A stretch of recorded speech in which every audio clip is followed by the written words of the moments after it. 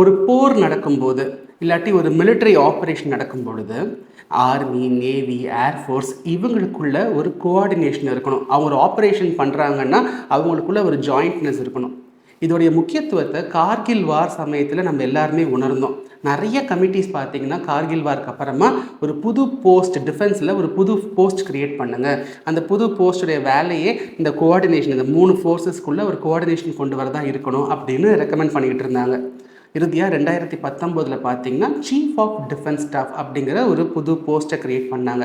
இந்த chief of defence ஸ்டாஃபோடைய முக்கியமான வேலையே என்னன்னா, கோஆர்டினேஷன், ஜாயிண்ட்னஸ். ஒரு மிலிட்டரி ஆப்பரேஷன் நடக்குதுன்னா, இந்த 3 ஃபோர்ஸஸ்க்குள்ள ஒரு ஜாயிண்ட்னஸை கிரியேட் பண்ணுறது தான் இந்த சீஃப் ஆஃப் டிஃபென்ஸ் ஸ்டாஃப்னுடைய பிரதான வேலை. அது மட்டும் இல்லை, சீஃப் ஆஃப் டிஃபென்ஸ் ஸ்டாஃப் தான் பார்த்தீங்கன்னா, ஒரு சிங்கிள் பாயிண்ட் பிரின்சிபல் மிலிட்டரி அட்வைசராக இருப்பாங்க டிஃபென்ஸ் மினிஸ்டருக்கு.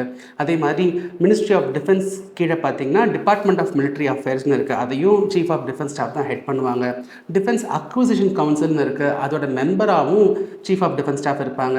நம்ம ஒன்று புரிஞ்சுக்கணும், இந்த சீஃப் ஆஃப் டிஃபென்ஸ் ஸ்டாஃப் வந்துட்டு ஆர்மி, நேவி, ஏர்ஃபோர்ஸை விட அவங்க சீஃபை விட ரொம்ப பெரிய ஆள்லாம் நினைக்காதீங்க.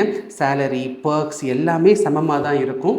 இந்த சீஃப் ஆஃப் டிஃபென்ஸ் ஸ்டாஃபால் நேரடியாக எந்த ஒரு கமாண்டும் ஏர்ஃபோர்ஸ், நேவிக்கெலாம் கொடுக்க முடியாது. அந்த army chief, air force chief, navy chief தான் கமாண்ட் அத்தாரிட்டியாக இருக்க முடியும். Chief of defence staff command authority கிடையாது. சமீபத்தில் ஒரு புது சீஃப் ஆஃப் டிஃபென்ஸ் ஸ்டாஃபை வந்துட்டு கவர்மெண்ட் அப்பாயிண்ட் பண்ணியிருக்காங்க. அதனால தான் இந்த டாபிக் நியூஸில் வந்துச்சு. இந்த டாபிக் பற்றி நிறைய தெரிஞ்சுக்கிறதுக்கு நம்ம பேஜை வந்து விசிட் பண்ணுங்கள். யூபிஎஸ்சி சம்மந்தமான கரண்ட் அஃபேர்ஸை ரொம்ப சிம்பிளாக புரிஞ்சுக்கிறதுக்கு நம்ம பேஜை ஃபாலோ பண்ணிக்கோங்க.